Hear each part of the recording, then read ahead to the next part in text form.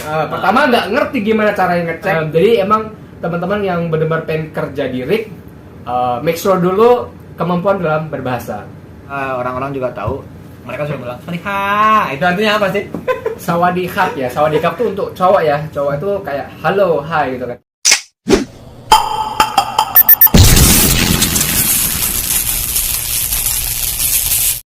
Oke guys, welcome back to my channel Cecep San. Hari ini gue bersama Dr. Erwadi ya. Dia dokter yang dinas dari gini, dan gue tertarik untuk nanya-nanya nih sama lo dok. Kayak gimana sih? Mau nanya apa?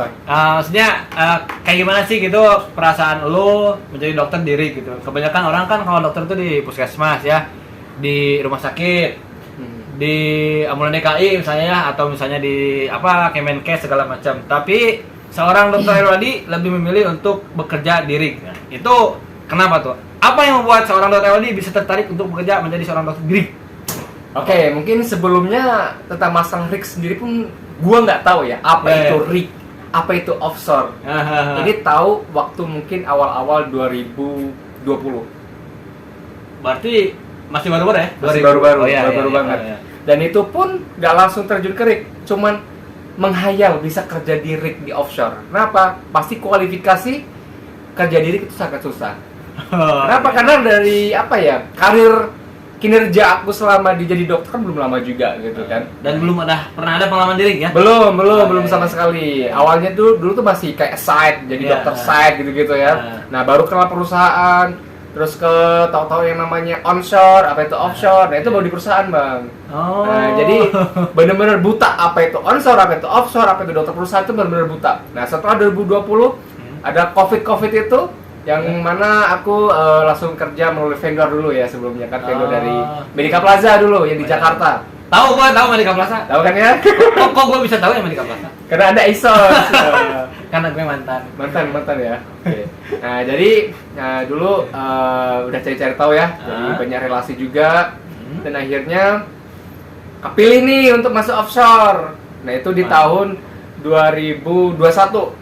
2021 ya, offshore. Tepatnya itu di bulan, kalau nggak salah Oktober atau November, lupa. Itu udah masuk offshore atau onshore? Offshore. Okay. Kalau onshore-nya cuman sebentar doang. Nggak aku ceritakan yang onshore karena cuman sebentar doang. Nah, jadi perasaannya itu ya pasti deg-degan, takut gitu. Takut nggak bisa. Pas pertama kali naik rig gitu kan, pas lihat job desk-nya, langsung tepuk jidat. Pertama, semuanya dokumen kan bahasa Inggris ya, bahasa Inggris. Terus yang dikerjain itu benar-benar menyimpang dari kompetensi kita gitu. Kebanyakan. Menyimpang? Agak sedikit menyimpang. Menyimpang itu dalam artian apakah berbeda dengan job desk dokter lainnya gitu kan? Kalau misalkan masalah dokter, job desk-nya itu kalau di rig sedikit menyimpang. Paling yang sama ya udah kita standby di klinik. Jadi seorang dokter klinik di rig gitu kan. Dokter jaga lah ya. Dokter jaga gitu, oke. Dan tapi tuh banyak banget yang istilah itu yang seharusnya nggak pernah gue lakuin dan nggak pernah gue pelajarin, gue lakuin di situ. Contohnya kayak daily water test. Pengecekan klorid, pH, dan juga sewage water. Aku nggak pernah ngelakuin itu bang sebelumnya. Yang sebenarnya itu mungkin pekerjaan industrial hygiene ya kan. Benar. Tapi di sini digarap sama lu. Pertama nggak ngerti gimana caranya ngeceknya, apalagi sewage water gitu kan, pengambilannya gimana, dan juga ternyata harus bersihin juga. Ada yang namanya, mungkin teman-teman kalau yang nggak tahu, sewage water atau daily water test itu emang kita wajib rutin ya di rig ini. Dan selain itu juga kita melakukan yang namanya inspection itu ada beberapa, yaitu kayak tentang wash station. Nah, jadi itu di rig itu ada tempat-tempat lokasi-lokasi di mana ada buat wash lah, buat cuci muka kayak gitu. Nah, kita yang ngecekin setiap minggunya, kita yang ngebersihin, kita yang ngelapin, kita memastikan kalau misalkan wash-nya itu tetap bekerja dengan baik. Nah, di situ ada juga tuh. Boleh diperhatiin ya teman-teman, mungkin ada teman-teman dokter atau mungkin yang masih bercita-cita menjadi dokter gitu ya. Ada gambaran kerjaan diri kayak gitu tuh. Kerjaannya wash station, stretcher juga ya kan? Nggak itu bang. Nah, jadi itu banyak banget ya job-desk diri itu. Mungkin buat teman-teman yang belum tahu rig dokter tuh kerjanya seperti apa. Dan saya pun juga ada schedule-nya sih sebenarnya tuh ya. Tentang masalah jadi kita nggak hanya tentang masalah wash yang diinspeksi ya. Ada juga namanya stretcher. Terus ada yang namanya first aid kit box, cuman kalau di sini belum ada ya. Ada sih cuman nggak beberapa dilakukan, soalnya kan belum Oh lengkap, iya ya. iya, belum lengkap. Dan Karena juga- kita startup rig ya. Rig baru. Rig baru, oke. Dan juga setiap minggunya, setiap hari Jumat kita melakukan namanya hygiene inspection. Itu tugas wajib dari seorang rig doctor. Daily rutinnya atau weekly rutinnya seperti itu. Nggak hanya itu, Ya. banyak sekali ya report-report yang harus kita kerjakan juga setiap hari. Dan kita harus komunikasi dengan apa ya sebutannya, foreigner ya. Friend people ya. Enggak, maksudnya kayak bule-bule gitu Oh kan. iya iya iya. Nah, jadi speak. jadi teman-teman kalau misalkan di RIG itu emang bos-bos kita kebanyakan bule. Boleh ya. Bule, jadi mau nggak mau kita ya daily rutin harus komunikasi dengan mereka gitu kan. Nah, Bisa jadi, tuh bisa kudu bisa. jadi emang teman-teman yang benar-benar pengen kerja di RIG, make sure dulu kemampuan dalam berbahasa. Itu. Jangan sampai bunuh diri. Soalnya ada bang yang istilah itu Ada yang memaksakan memaksakan bahasa Inggrisnya kurang, langsung dipulangin. langsung dipulangin. Gak kepake di sini. Tapi ada loh, itu namanya the power of kepepet. Ah, the Jadi power of kepepet. di mana kita tuh ketika kepepet kita menjadi bisa sesuatu yang kita tidak bisa. Bener. Tapi dengan basic gitu, kalau nggak ada basic ya. Iya, coba ya. setuju sih. Mau nanya nih dok, gimana nih? Setahu aku kan kalau misalnya seorang dokter ya kerja di rumah sakit atau puskesmas itu kan dia ada partner ya kan, ada yang namanya perawat atau misalnya kasusnya misalnya tentang kegawat dauratan bayi ada obgyn segala macam.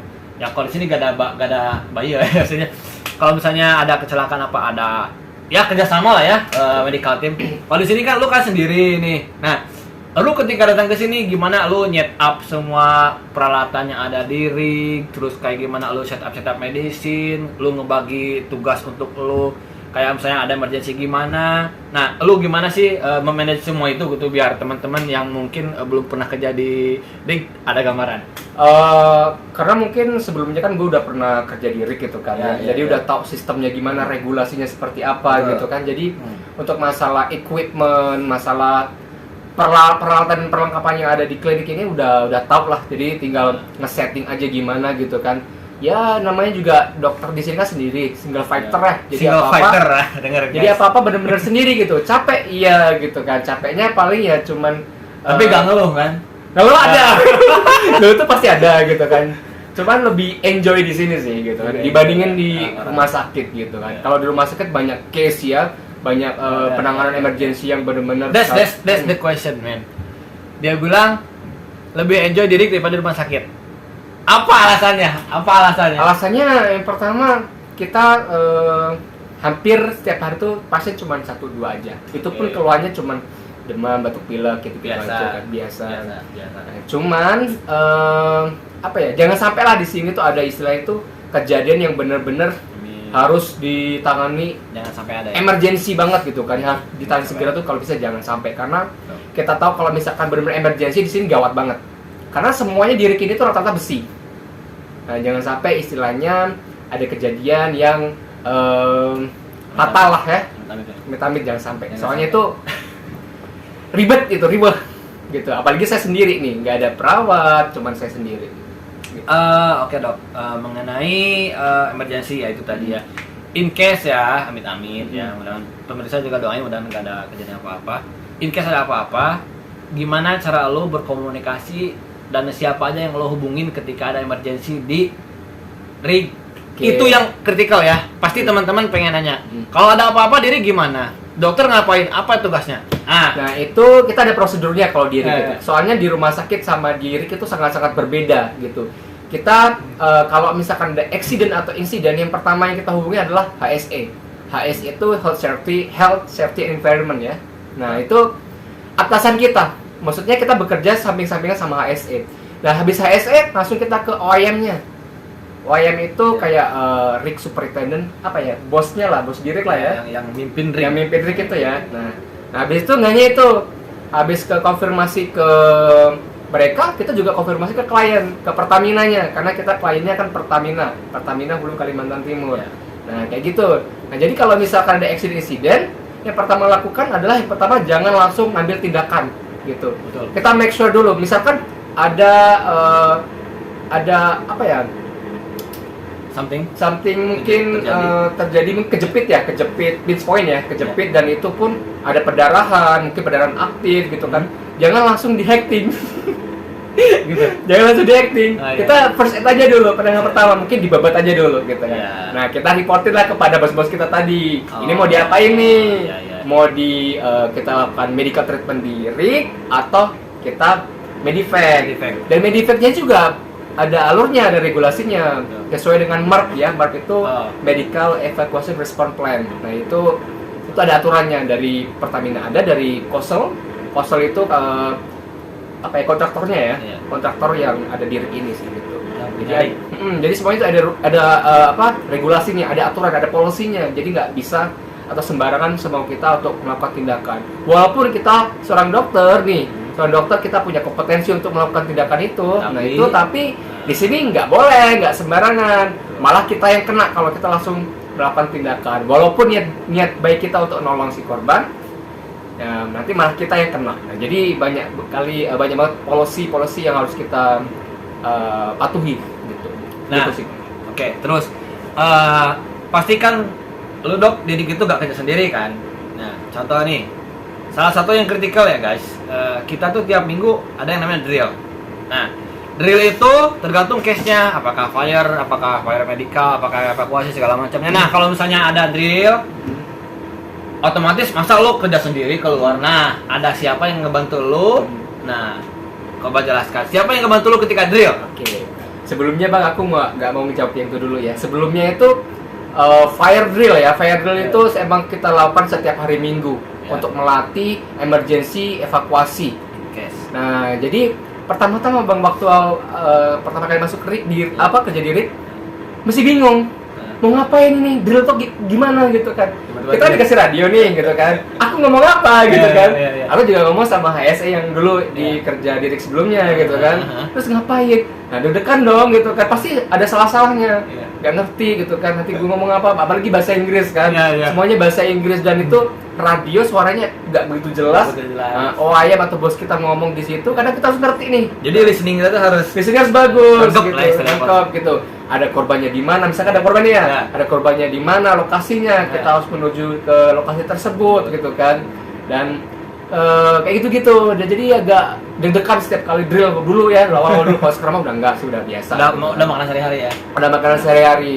Nah, jadi kalau misalkan ada drill, jadi saya punya tim nih. Timnya itu diambil dari floorman maupun rostabut ya. Drilling crew ya. Drilling crew. Nah, kita ada 6 personel termasuk saya. Nah, jadi kalau misalkan in case ada fire drill ataupun insiden, nah mereka lah tim saya untuk membantu saya untuk melakukan evakuasi si korban. Jadi lu bertanggung jawab melatih mereka agar bisa melakukan basic treatment ya. Benar sekali. Cuman kadang ya yang dikeselin itu, kita kayak kemarin nih, fire drill kemarin minggu lalu nih. Aku udah bilang faster kan, lebih cepat gitu. Mereka cuma jalan cuma santai gitu kan, karena kan kesel kan. Biasa di I1 dulu kan dari sebelumnya tuh harus cepet gitu kan. Nah, mereka tuh lama, bahkan aku lari, dianya cuma ketinggalan jauh gitu kan. Dan itu pun aku udah laporin sih ke terlalu cepat ya. Terlalu cepat. Kan responnya harus cepat kalau sebagai tim. Tapi justru dengan ada drill tersebut, krunya menjadi terbiasa gitu. Jadi kan kita kan di headcount ya. Jadi ketika drill itu kita mulai berapa menit startnya, kemudian beresnya berapa menit itu dihitung semuanya guys. Jadi itu harus ada waktu tertentu, tidak boleh lebih dari 15 menit diusahakan ya, 10-15 menit ya. Itu waktu respon kita untuk drill ya.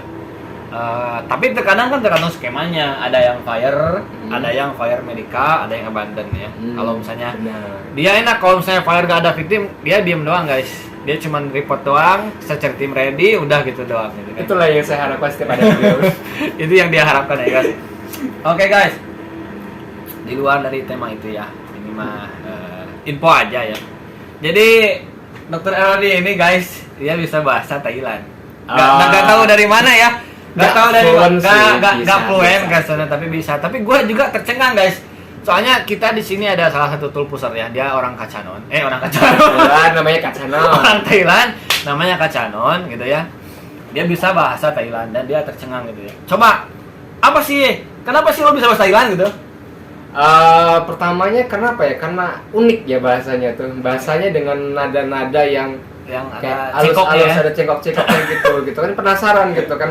Sering waktu itu kan pernah ini nggak nonton film Pimak yang hantu-hantu itu, Oh yang lucu itu. lucu-lucu Ya, itu. ya, ya, Nah, ya, itu ya. itu dari situ sih ketertarikannya. Dan itu pun belajarnya waktu zamannya saya masih internship waktu Udah lama ya. udah lama sekali. Dan itu pun aku pelajarin bahasa aksaranya. Ya. Itu aku pelajarin. Gila guys, aksaranya Cara dipelajarin. ngomongnya seperti apa nadanya Ngomongnya, gitu. gitu. Buat daily basis. Ya. Contoh nih ya. Contoh nih, ya kan. Gua kalau di film-film Hah? atau di Instagram tuh, gue sering denger ada lagu kayak gini. Cinang neng laka cinang wang, cinang neng laka cinang wang. Itu apa artinya? Awalnya sih aku juga penasaran Iya. apa sih artinya. Aku waktu cari-cari, emang itu ada beberapa part emang gak ada artinya. Oh, Cuman enggak. kayak apa ya, kayak bersenandung aja sih gitu kan. Cuman emang ada part yang itu baru ada artinya, kayak cinang neng dan itu nggak ada artinya. Cuman Oh, kayak, nggak ada artinya? nggak ada artinya. Oh. Kayak pelat bohong. Nah kayak gitu tuh. Nah ini bohong wah gitu. Itu pun beberapa nggak ada artinya. Oh yang ya. Ya gitu-gitu. Oke gini. Gue sering denger juga orang kacang. Ini yang gue hafal ya. Mungkin orang-orang juga tahu. Mereka suka bilang, "Sorika." Itu artinya apa sih? Sawadikap ya, sawadikap tuh untuk cowok ya. Cowok itu kayak halo, hai gitu kan. Jadi kayak sawadikap gitu kan. Kalau lebih sopannya apa ya kayak sawadikap tukun. Nah, gitu. Sorika tukun. Oh itu Itu artinya lebih hai kan? hai. Halo atau halo atau hai. Itu buat cowok. Kalau cewek itu kayak sawadika. Sawadika. Enggak ada Sawadika. kapnya. Sawadika. Oh jadi kalau cowok sorikap, Nah, sawadikap. sorika gitu ya kalau cewek. Hmm. Jadi agak-agak halus ya guys ya. Kalau misalnya gue mau bilang dalam bahasa Thailand, halo teman-teman, sorika, misalnya. Sawadikap. Oh Nah, sorikap. sawadikap. Nama saya Cecep. Coba gimana? Kalau bahasa Thailandnya untuk cowok nih ya, jadi Iya. kayak Hom se cecep kap. Hom se. Itu kan mirip. Iya, jadi kayak Jadi ini udah gak kayak orang Indonesia guys. Dia bisa bahasa Thailand. jadi nama saya Cecep, saya berasal dari Indonesia. Hom maca pratet Indonesia kap. Ini tidak rucak kap sawadi kap. Ini tidak rucak kap itu senang bertemu dengan Anda gitu. Ini tidak. Itu kalau halusnya gitu kan kayak pom. Kalau cewek kan chan dia kayak chance gitu kan. Chance gitu. Gue dulu sempat punya favorit film sih namanya Little Things Called Love, tau gak sih? Dari mana? Dari SMA dulu gue lihat itu Little Things Called. Jadi ceritanya ada cewek, dia bukan buruk rupa sih, dia kurang bagus penampilan, terus dia jatuh cinta sama cowok yang tertampan di sekolahnya gitu. Cuman gue kayak denger bahasanya tuh kayak lucu ya, bukan menghina ya, maksudnya kayak kebanyakan Dari hap-hap. Thailand, dari Thailand. Kebanyakan hap-hap. Jadi yang denger gue tuh hap. Kenapa? Nah ini nih. Kenapa di bahasa Thailand tuh banyak hapnya? Hap itu artinya apa? Coba. Nah, kap itu sebenarnya kata imbuhan ya, itu untuk formal sih sebenarnya. Jaga ada artinya. Nggak ada artinya Oke, gitu kan. oke. Kap gitu. Jadi ya itu aja sih yang saya tahu sih gitu. Oh, jadi- kap itu kata imbuhan yang formal. Nah, itu juga di bahasa Thailand tuh juga ada kayak bahasa gaulnya. Gitu. Kayak bahasa gaul dan juga kayak bahasa jorok-joroknya. Nah, misalkan kalau misalkan saya ngomongin kamu gitu kan kayak kalau kamu bisa kun ya, kun. Nah, jadi kalau orang kan bisa meng. Meng. Oh, ya. Gitu. Cuman aku nggak terlalu mendalami bahasa Thailand, yang penting cuman ngerti sedikit. Jadi aja bisa sih. basic ya gitu ya. Kayak misalnya lo misalnya pernah ke Thailand nggak? I do. Berapa? Twice. 2 tahun. Enggak, 2 kali. Oh. 2 kali atau 3 kali. 2 kali. Oke, misalnya lo ke Thailand, bahasa basic nih kayak berarti lo udah bisa dong ngobrol kayak sama masyarakat Thailand kayak misalnya lu beli pulpen atau beli oleh-oleh misalnya ini berapa, misalnya kalau ini berapa gitu. Jangan-jangan lu ada cerita lucu ya? Apa? Udah ketawa sih. Ada cerita lucu gak? Enggak, bukan cerita lucu sih. Jadi pertama-tama dulu juga waktu ke Thai itu di salah satu pas ke Thailand nggak sebelumnya? Gak pernah. Ke mall MBK nggak usah di mall di senternya itu kan. Gua paling jauh tuh ke Qatar itu juga cuma 1 bulan. Oke. Singapura juga itu cuma beberapa trip udah balik lagi udah. Dan itu juga gak liburan ya, lewat doang gitu. Yang pertama bukan tentang masalah apa ya, untuk kayak kalau belanja gitu kan, Ya. kayak orang Thailand biar istilahnya tuh nggak terlalu dimahalin kalau tahu orang luar. Nah, Ya. jadi kita harus tahu istilahnya tuh kayak oh ini mahal, ini murah, diskon. Nah, dulu saya sempat hafalin itu kan, benar hafal, bukan awalnya kan belum kepelajarin ya, jadi kayak menghafal aja gitu kan. Dan itu juga kelihatan banget kalau bukan orang sana gitu kan. Karena apa? Karena dari nadanya berbeda. Nadanya. Nah, jadi kalau di Thailand itu, kalau kita ngomong bahasa Thailand, beda nada, beda arti. Contoh. Contohnya apa ya? Contohnya kayak dengerin ya guys, beda nada beda arti. Dengerin kayak gimana contohnya? Contohnya kayak apa ya? Susah ya kalau mau nyontohin itu. Soalnya saya sendiri juga gak contoh kira. Sorry hap. Kita ngomongnya cuma kayak gini. Sorry hap. Oh, itu ketus ya. Jadi kayak marah gitu ya. Jadi itu kan cuman logat ya, logat. Cuman bener-bener ada nada beda arti, bener kayak apa ya? Kayak seriusan lo gitu misalnya. Kayak gimana tuh? Oh ya, itu kalau seriusan itu kayak cinglo gitu kan. Kalau itu kan kayak enak ya dengan cinglo. Karena tuh kan kalau lagi happy nih, kalau kaget nih, cicing gitu kan. Cicing bahasa Sunda loh itu. Iya. Cicing tuh artinya bahasa Sunda tuh diem. Jadi kalau misalnya kita bilang ke orang lain bahasa Thailand, cicing gitu ya. Tapi kalau misalnya kita bilang cicing, itu artinya beda nggak? Cicing. Mungkin beda ya. Kayaknya Beda. Cuman saya kan nggak tahu bahasa Thailand itu lengkap. Tapi kayaknya beda sih gitu. Soalnya nadanya. Soalnya di Thailand kan ada 44 kalau nggak salah 44 abjad ya. Terus ada huruf vokalnya. 44. Ya itu kayak ko kai, ko hai, ko hut, ko korak ka, ngongu. Gitu-gitu pokoknya. Cinang hai lah kacinang, cinang pik lah kacinang. Itu gue sering denger banget tuh di Instagram ya guys ya. Nah itu ya guys ya, short story ya from the Dr. Erwadi ya.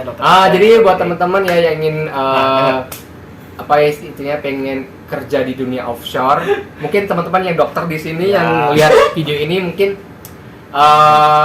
kenapa? Mungkin enak di offshore itu. Nah, pertama apa ya enaknya, kerjanya nggak ribet gitu kan, nggak bikin mumet gitu kan. Nggak banyak pasien. Terus yang kedua itu salary kali ya. Oh iya. Fee-nya lebih gede gitu kan. Mungkin 1 bulan di sini tuh bisa 2 bulan di darat. Bahkan bisa 3 bulan sih. Oh gitu ya. Bisa 3 bulan, soalnya gaji pokok di rumah sekarang cuma 4,5 kan, 4,500 gitu sih. Gitu bisa berlipat-lipat lah gitu. Jadi bisa ngumpulin modal buat usaha lah ya. Iya benar, kayak batu loncatan aja sih ya, gitu. Betul. Gitu. Dan di offshore itu yang penting kalau pengen kerja di offshore paling mental yang dikuatkan itu, karena nggak semua dokter tuh betah di offshore. Betul. Karena dari job desk-nya udah bikin mumet. Nah, kita juga harus pakai bahasa Inggris terus gitu kan. Terus apa ya? Rata-rata sih dokter yang di offshore itu paling cepat paling ya 1 trip, 2 trip, 3 trip kabur gitu kan. Karena gak kuat mental. Mungkin yang dikuatin mentalnya aja sih. Padahal gak banyak pasien, tapi gak banyak pasien gitu. Tapi gue gak kuat mental. Kenapa ya? Nih, jadi dari saya. Kenapa ya? Nah, aku padahal kan gak banyak pasien, guys. Aku tahu jawabannya. 1 minggu pertama, jujur nih, 1 minggu pertama kali aku di offshore aku udah pengen resign rasanya. Oke. Yang pertama deg-degan. Kenapa deg-degan? Karena beda dunianya. Dunia beda, bener-bener kayak nggak ngerti apa-apa gitu loh, kayak orang tolol banget gitu. Jadi tuh kayak capeknya tuh awal-awal tuh kayak naik turun tangga terus kayak mempelajari policy. Aturan-aturan yang kita pelajarin. Terus pokoknya orang-orangnya ya kuliah lagi lah ya. Kuliah lagi, kita belajar sendiri, terus kita kerja sendiri kan.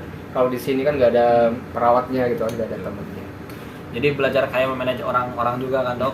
Sifat-sifat orang tuh beda-beda. Kru bagaimana kita bekerja sama dengan kru ya, itu yang paling utama. Tapi seru sih. Seru ya. Jadi seru. Gak apa-apa lah dok, kan setiap sesuatu yang kita belum bisa, kita harus berani.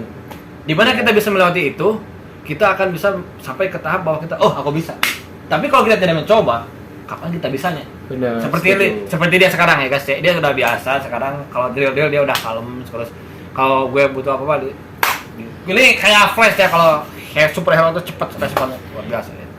Anda belum memperkenalkan diri. Anda sebagai apa di sini? Saya sebagai YouTuber ya. YouTuber yang mencoba jadi guys, untuk mendapatkan 1000 subscriber yang sangat susah sekali. Bapak Cecep atau Abang Cecep atau Mas Cecep atau AA Cecep ya. Nah, itu sebagai dia di sini adalah HCC, HSE ya. Nah, dia atasan saya lah di sini lah. Oh, biasa aja. Gaji Keren ya. Gaji kita berapa? Teman. Daily berapa? Don't discuss in this public corner ya. Pokoknya ya. Amin ya, amin. Oke, terima kasih Dr. Erwadi ya, sudah datang ke YouTube Cecep San. Jangan lupa teman-temannya yang koas SMA, SMP, SD di chat ya dulu. Di subrek ini channel Cecep San ya, like dan juga share ya. Oke, terima kasih banyak Dr. Erwadi, banyak sekali pengalaman yang bisa kita ambil dari dia. Pertama dari tadi apa aja yang mau kerja di offshore, apa yang dikumpulin, terus apa aja sertifikat yang harus di sertifikat lu gak nyebutin sertifikat apa aja dulu. Iya. Biar tahu. Pertama sertifikat itu. Selain ACLS TLS lah itu mah udah. Selain ACLS Di luar itu. Hiperkes itu wajib ya. Ya. Hiperkes dan satu lagi ya buat si survival kayak bosiet itu penting. Bolak-balik deh. Ya di chopper lah latihannya gitulah pokoknya. Ya gitulah gitu, bisa searching aja apa itu bosiet itu ya. Dan cara latihannya seperti apa dan kita dapetin sertifikat itu di mana itu bisa searching di Google banyak. Nah, sertifikat ya, terus tadi boleh di flashback tadi ya, di repeat tadi apa perbedaannya sama di tempat lain apa, enaknya apa, gak enaknya apa. Oke. Dan daripada itu semua kalian bisa menyimpulkan mau nggak kerja di rig gitu ya. Kalau misalnya mau kerja di rig bisa komen-komen di jangan. Nanti saingan kita bisa komen-komen di nambah, channel ya. Bisa komen-komen di bawah, nanti minta nomor Dokter Erwadi nanti saya kasih ya. Tapi jangan minta itunya ya, nomor HP-nya atau bertujuan untuk jadi pacar, jangan ya. Dia ingin sekolah di Harvard ya guys. Oke, doakan mudah-mudahan lulus. Oke guys, terima kasih atas partisipasinya ya. Mudah-mudahan nextnya kita tetap bikin konten-konten yang menarik tentang rig ya. Oke. Siap. Oke, jangan lupa di like, share, subscribe. Oke. See you later. Terima kasih. See you later and Cecep San. Thank you.